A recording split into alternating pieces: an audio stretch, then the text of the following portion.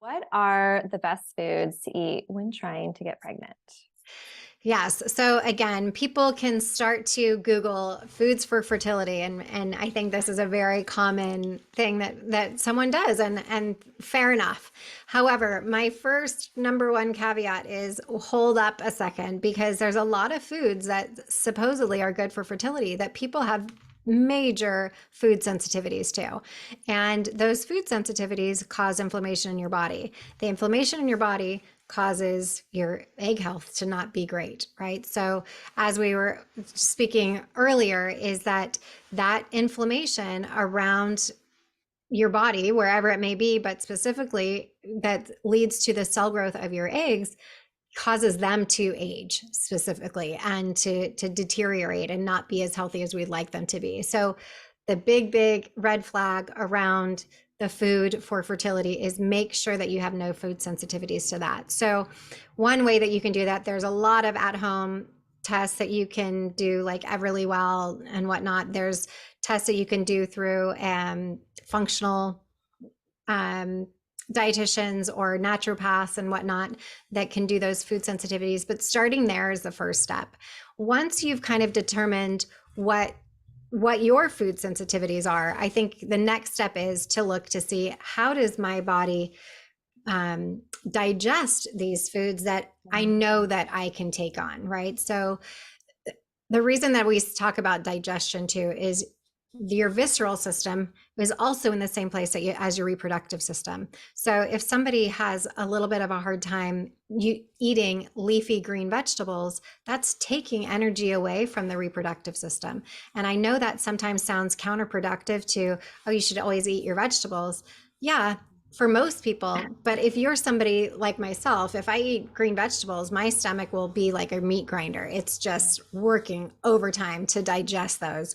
And that, And I want to add into this was talking about yeah, inflammation, right? That can lead to inflammation. And 100%. like you said, you're not absorbing your food as well. So this is where like I'll chime in and be like, digestive enzymes all the way. Bitters are my absolute favorite go to Yeah, because they're natural.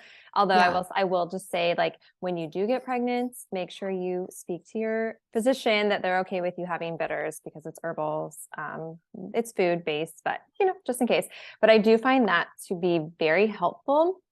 Sometimes if you can yeah. just add in some digestive enzymes, the bitters, things like that, then your body will break down some of those foods you're having a little bit harder time with, but it may come down to like decreasing some of the quote healthy foods. I mean, if you aren't Yes. feeling good eating the quote healthy foods, we got to start doing some deeper work.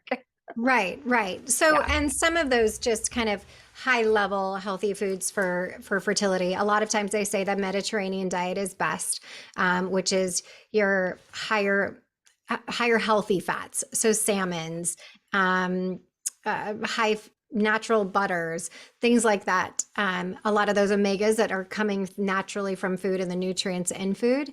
But again, I cannot stress enough, those things, salmon and eggs and all of that, for me, are a huge no-no, right? So for me, I really needed to be, when I was trying to conceive, super specific on what it was that was healing and nutrient dense for my body. And in that case, I do much better with meat, red meat specifically. Now, lean meats, and most people would say, "Oh my gosh, that's not a good fertility diet," right?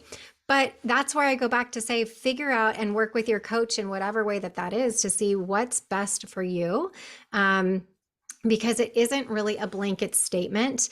And the more you get to know your body and realize, oh, like I had one client that had food sensitivities to bananas and to chicken. These were two different clients. And that once they saw that, they're like, I really do feel not great after I eat a banana or after I eat chicken. And I don't eat red meat, so all I eat is chicken. And sure enough, once they get their body into a rhythm of what feels good to them, everything kind of opens up. The other thing is, I see this often, and we talk about mindset, is people hold on so tightly to these fertility food diets: no gluten, no dairy, no sugar, because they think, I need to get my body in this state of being ready for pregnancy. Yes, of course, we want you to be healthy and have that healthy diet. But if you don't have the food sensitivities to gluten, sugar, dairy, your body's okay to metabolize those things. Now we know that there's certain extents of what's healthy in general with those things, so have them in moderation, but at the same time it can recognize if it's causing you more stress. I have so many people that come to me after they pay $10,000 for a fertility dietitian to take them through this, only to figure out drinking bone broth and being on this like super strict diet every day is causing my body so much stress. And then they go into the state of their nervous system being in a place that's not healthy. And then they're not getting pregnant because their cortisol levels are up and all this because of the diet, when really it's figuring out the key core foods for your body. And that is what's going to be good for you for your fertility. So I know that's kind of a roundabout way, instead of saying, eat your leafy green, Yeah.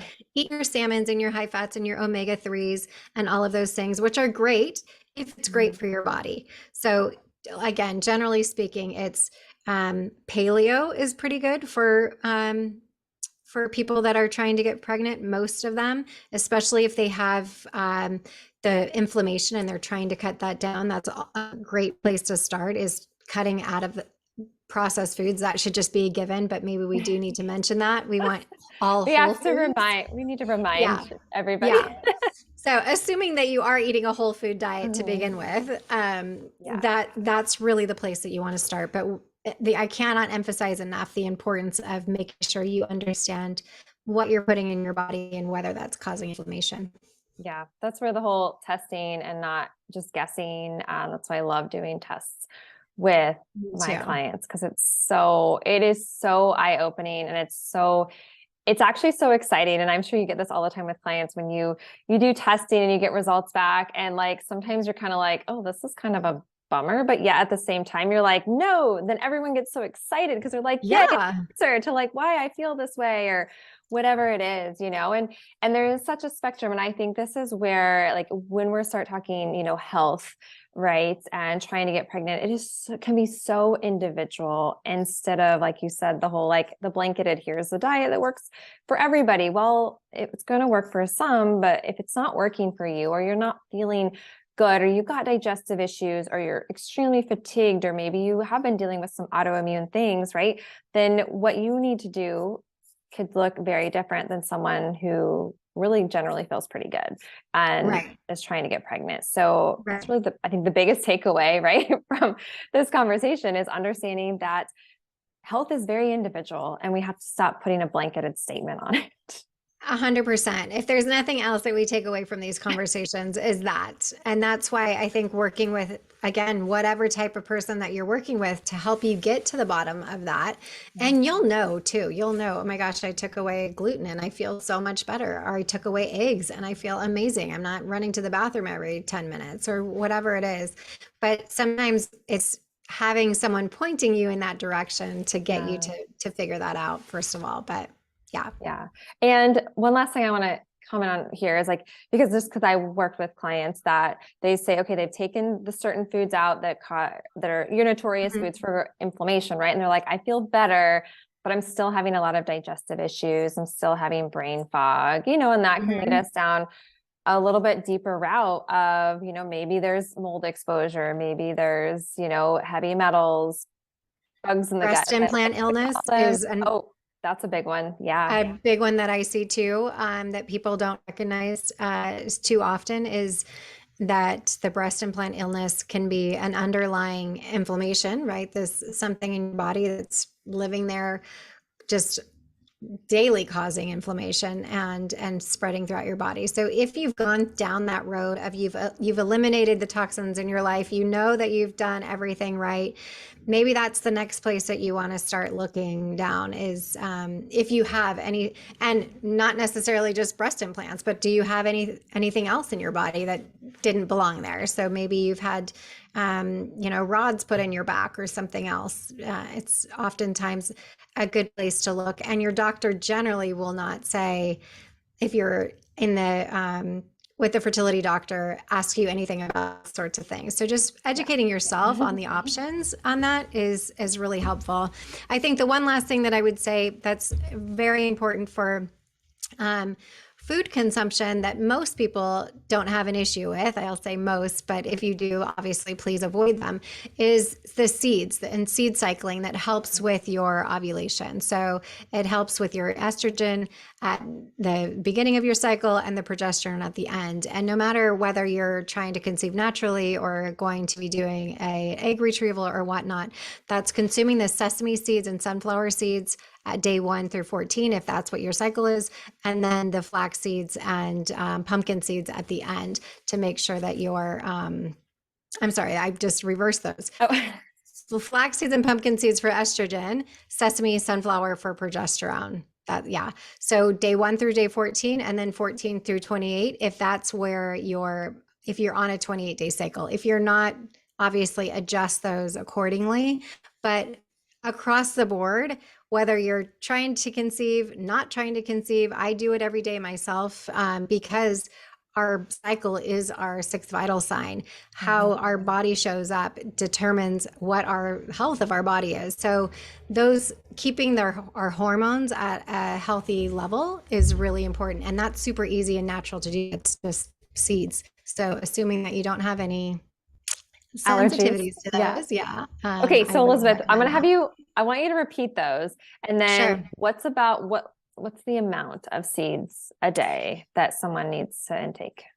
Yeah. So it's about a tablespoon. There's a company that I love called Funk It Wellness, and they pre-ground them for you. So you can do it all yourself, but because they need to be ground and they should be, worked at a certain temperature and all the things, I'm much more a person of convenience. If they can do it for me, by all means, do it for me.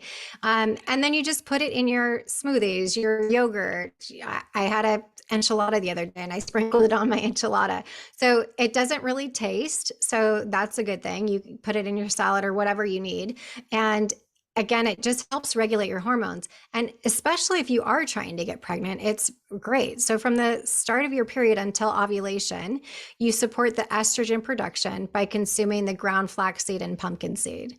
After ovulation, we want to build up the progesterone for your lining, and you consume the sesame and sunflower seeds. So really getting those into your system in whatever way you can helps at any age and any time. And it's really kind of a no-brainer to do. Awesome. I love that. Thank you for those tips. Yeah.